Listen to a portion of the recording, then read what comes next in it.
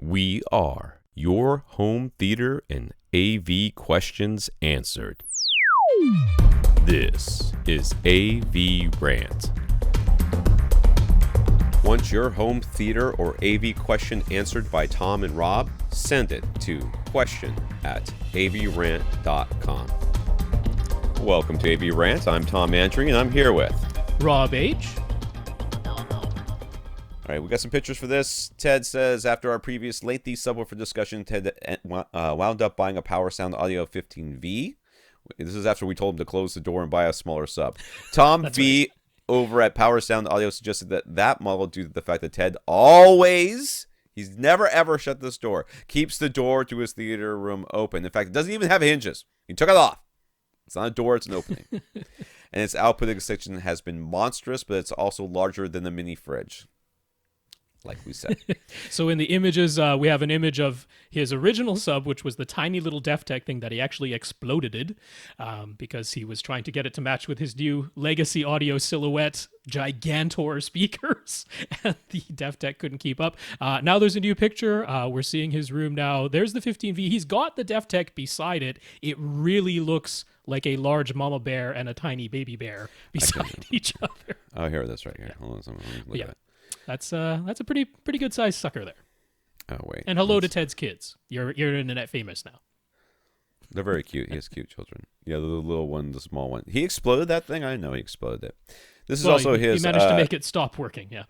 His stadium seating too. So you put like a small futon and another futon on top of like risers or something. It's very weird. Yeah, he said those are like things you can get for like a bed, right? To raise the bed up for those people so that's who what like he to used. Literally climb into their beds, apparently. Yeah. He would like to be able to measure the output he's actually using versus the maximum output capability of his 15V. He basically wants to know objectively if he bought way too much sub. Dude, close the door. You bought way too much sub. Open the door. You probably bought just fine. I mean, it's really... you bought too much stuff. Anyways, and he wants to know if you can possibly get away with one that is physically smaller. Dude, this rabbit hole is not one you want to go down, but I know from experience that I can't stop you, so let's go on. He tried using an SPL meter C-weighted with his system turned up as loud as he would ever like it, and he's seeing a peak around 105 dB. Does that already tell him what he needs to know, or should he be using something else to measure? Well, you should definitely be using something else. This is just giving you, like... it's giving a ballpark idea. Yeah, ballpark idea. But there's free tools you can use out there. What I always use to measure speakers and stuff like that is Room EQ. Was it Room EQ's Wizard? I haven't used it in a while. Yeah, the Wizard REW. And then you just need a microphone, a good one from Cross Spectrum Labs, our friend Herb over there, and he'll hook you up with one that is calibrated, like we talked about last week. And then there are about a bazillion tutorials on how to use Room EQ Wizard that you can find. And then you can measure your room and turn your subwoofer up and explode your brand new sub. And then to measure this properly, you do kind of need a microphone that is linear and predictable in its response. When everybody was using the Radio Shack SPL meters, you could actually just connect the Radio Shack SPL meter to your computer and use Room EQ Wizard, and they had a correction file because it was a fairly well-known quantity. Right. At least it would get you within about 3 dB of accuracy for the readings, which is generally enough for this type of thing.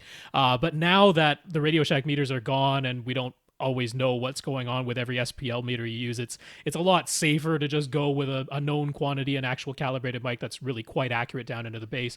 Ted in his email was asking a little bit more about we were talking about how in reference volume the peaks for any of the speaker channels are 105 dB. The peaks in the dedicated LFE channel are 115 dB. But he was like, is that C-weighted? Is that unweighted? That's unweighted figures. That's having no weighting on what they would call Z-weighting, but it's essentially unweighted.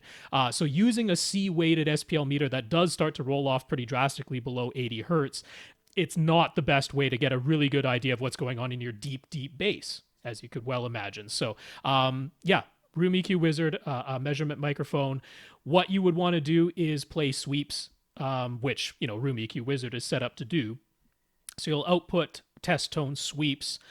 You can keep increasing the volume level. Most people do that like 5 decibels at a time. They'll keep increasing it until they start to see So you're looking at one graph and it has a certain shape. You turned it up 5 dB, it has the exact same shape. It's just 5 dB louder. Turned it up again, it's the exact same shape, just 5 dB louder. But you turned it up another 5 dB, and the shape actually starts to change. That's that distortion. means you're starting. Yeah, that means you're starting to reach the limits of the subwoofer or the speaker that you're testing, and that basically tells you the limit. So if you can keep turning it up to the point where that's as loud as you would ever want to go, and you can still go another 5 dB and the shape of that line doesn't change, then theoretically you've bought more sub than you actually need. But given the size that he's trying to pressurize, I think Tom V from Power Sound Audio was spot on. I think that 15V is about appropriate. I think you're hitting everything you want to. It takes a big sub to pressurize when you have your door open. That's what happens. So, yeah. So really good, like, okay. All right. Ted also needs recommendations on theater recliners. He's looking for a 4 to 5 seater with no dividers, manual or power. He does so no dividers. No dividers. Okay, because the no is messing me up. So he'll take manual or power reclining, I guess, That's on right. all of the seats. I guess so. Yeah, and no more than 13 feet wide, and stays within the 3 to 4K budget. Vibrant colors are better than black, white, gray. Yeah, the problem, which is a bit tricky because black and brown are the two most common. Black is going to be the one. The inexpensive stuff is all going to be black. It's kind of honestly hard to find commercial or consumer, like, walk into a store and find a home theater seating system that has all reclining seats in one big line, like what you want, because they can't bend, because then there's you can't get the footrest out. Okay, so usually what you have is either L-shaped, and then there's the L that comes out that somebody can recline on, and then on the seat on the opposite end of the couch can recline, but in between there's no reclining, or they're individual seats which kind of like strap together, and you can they will recline. That being said, if you go to a company, and it's really important in my opinion, from personal experience, you can't buy this from a catalog.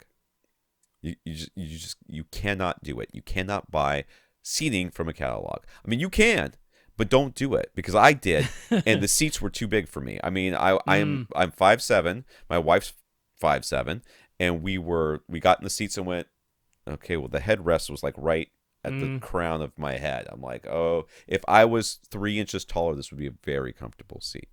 It looked really good, and the other seats by this company I sat on were very comfortable, and these frankly were comfortable. It's just that they were too tall for me.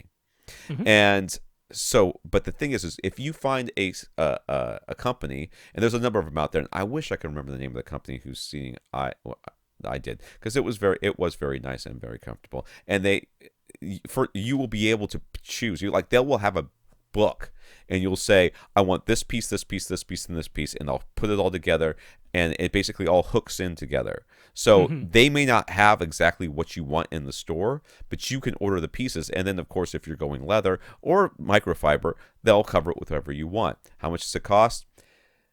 Depending on the model, $300 to $500 a seat.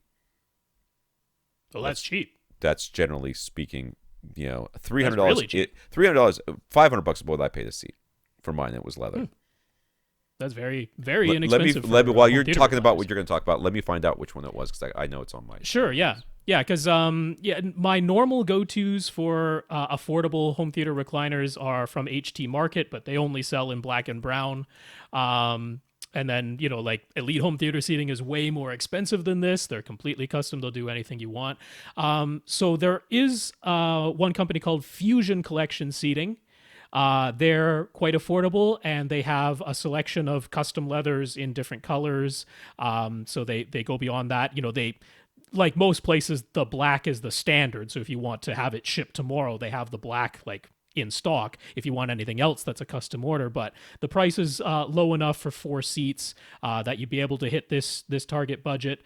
Certainly has all the features you're looking for with motorized recline, the wall away design, so you only need 3 or 4 inches between the back of the seat and the wall behind it. And you can get them in whatever custom configuration you want. So you're getting one that has only a right arm, 2 that have no arms, and 1 that has only a left arm, and you turn that into a 4-seater that has no dividers between it. One other thing I like from Fusion is they actually sell just the armrest with like a wedge in it, so you can stick it temporarily in between 2 seats if you happen to want to add an armrest in a sofa style seat like that, and then you can remove it when you don't want it. So that's kind of a nice little option that they have. I will also mention Palliser, because Palliser certainly offers a wide selection of home theater recliners, again completely configurable and customizable when it comes to any of the colors that you want. I'm not super satisfied with Palliser. They did move all their manufacturing to Mexico, and it seems like after doing that, it's a little hit and miss. It used to all be made in Canada, and they moved it south of the border there, and it doesn't seem to be quite the same level of quality. Sometimes they're really good, sometimes not so much. So I couldn't find the name of the couches. It's going to drive me nuts. But there's really only about half a dozen decent manufacturers of home theater couches that are out there. Yeah. And they are pricey. So will you get? Well, yeah, because like Continental seating is another very good Continental's one, the most expensive one, I think. Yeah, they're way more expensive. They are very, very expensive. But you should be able to put something together. But you're gonna have to go into a showroom for this. I really do believe that, and you can find it now. Palliser, or whichever one you choose. What I wanted was like a love seat in the middle, and then armrest, and then like a slight bow. So I wanted the next ones to be kind of tilted in a little bit, and for everybody to be able to recline. I did not go with power recline, and I regretted that the entire time I owned those couches. Yeah. I really think power recline is very, very nice. And one of the reasons I think it's really nice is not because it's like cool that the thing reclines for you and stuff like that, but because you can recline it exactly as much as you want, and it stays there. Yes. Because if you don't have power recline, you're going to be able to get to the from normal sitting to the feet are up, and then anything else is hit or miss. And a lot of times when I'm lying down, I'm like starting to fall asleep. I kind of start slouching a little bit, and then the chair starts to come up on me and dump me out of the thing. I honestly believe power reclining is worth the money. I will say that Fusion Collection seating, they offer a model that has a motorized headrest in addition to the motorized footrest. So that's kind of cool, because even if you're like fully reclined back, you can still tilt your head up. Motorized. Nice. I like that. I'm going to look into this. Yeah. All right. Are we still on Ted? When he runs Odyssey, it sets different crossover frequencies for his LCR versus his surrounds. He actually thinks it sounds cohesive with Odyssey settings, but should he manually change them all to 80 hertz? Also, when he eventually upgrades his receiver, should he prioritize the room correction program? For example, is DRAC way better than Odyssey? Okay. Anytime first to clarify, Odyssey isn't actually setting the crossover frequencies. Right. They give the measurements, and the manufacturers decide what they want to do with those measurements in terms of setting the crossover frequency. So if you have a Denon, it's actually Denon that decided how those crossover frequencies should happen. And you'll notice that if you run it 3 times in a row, you're probably going to get 3 different crossover settings. Possibly. That happens to me quite often. Ted, I always have a problem when people ask me a question. They go, I think it sounds good, but should I change it? The answer to that question is no. You should not change it. If it sounds good, leave it alone. There's no reason to change it if it sounds good to you. So don't change it.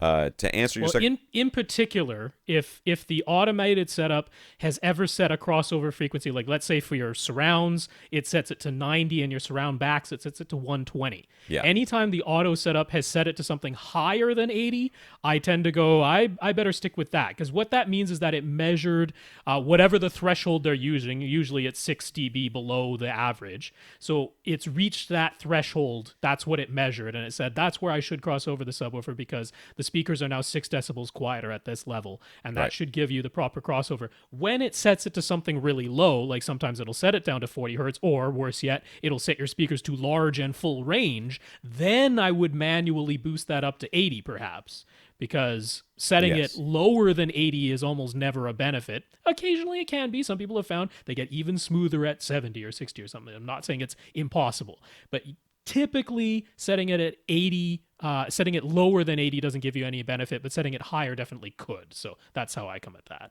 Yeah. And as far as room correction, should you prioritize it? Well, you can. I mean, I do. But I prioritize for Odyssey better over DRAC. I mean, I think DRAC is very good. It seems to get good results, but I still think Odyssey is on top right now. That's my personal opinion. DRAC needs something akin to dynamic EQ before I'll be really hyped about it. But I think dynamic EQ is also feel like Odyssey is stagnated a little bit lately. I have not seen much coming out of them. I'm not sure what's going on over there at Odyssey Labs. I know we're going to talk about something in just a second that they've been doing that I didn't know about until this very second. But DRAC seems to be the kind of like the new up and coming kid who's still hungry. Like Rocky. Rocky wasn't hungry, then he got hungry again. Maybe Odyssey needs to get hungry. I don't know. But for right now, I still think Odyssey's on top. Ted also wants to upgrade that sound in his living room. It's an open concept, of course. So there's about 9,000 cubic feet to contend with. This is strictly for music. Now, that being said, if your door to your subwoofer is open all the time, you can use the same sub for this one. This is strictly for music, but they like to play things loud. The goals are as close to invisible as possible. Really, even though sound throughout the whole space, so that it's not coming from one spot where it's super loud over there and then on the quiet on the other side of the space. Upwards of 100 dB output, peak output. What are you doing? He wants a dance party. It's gonna be a rave. Lifelike bass. Doot doot. Anyways, wireless control from an app in $1,500 or less total. This is more about gathering ideas right now, so Ted just wants to hear our thoughts on how we might tackle a situation like this. I would tackle a situation like this with a whole bunch of speakers. Yes, like many speakers. Oodles of them. Because if you put enough speakers up there, you'll be able to get to 100 dB, no problem. And they'll be very even. Mm-hmm. I mean, I would put one every 3 feet. You know what I mean? It's just like... Yeah, I'm thinking one of those Dayton distribution amps. Yep. And 12 8-inch in-ceiling speakers or 8-inch in-wall speakers that you would spread around to keep the price down. Maybe you buy them from Parts Express, go with Dayton in-walls, or go to Monoprice, get their Caliber series in-ceilings or in-walls. Because $1,500, that you go through that quick when you're talking about 12 speakers in a distribution amp that itself costs about $600. The problem is the bass, though. Because I mean, you'll get half decent bass from a whole bunch of 8-inch drivers throughout this room. Yeah, it's not absolutely. like it's going to be terrible bass, particularly for music that really doesn't need to go below 32 hertz. That might be satisfying all on its own.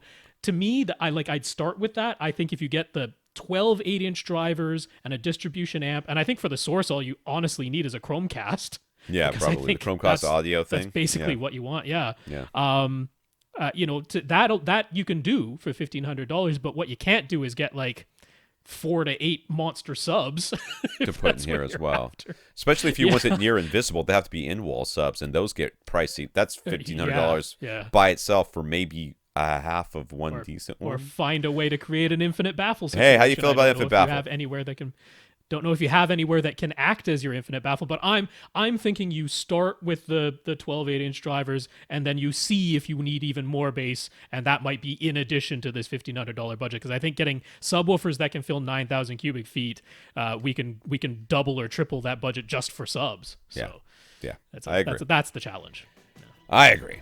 Have fun with that.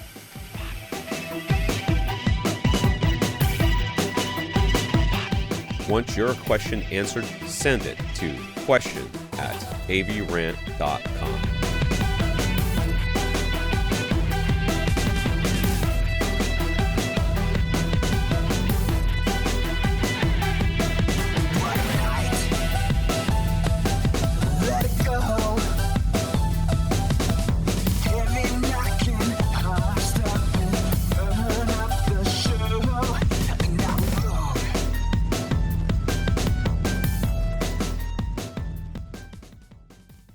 This is AVRant.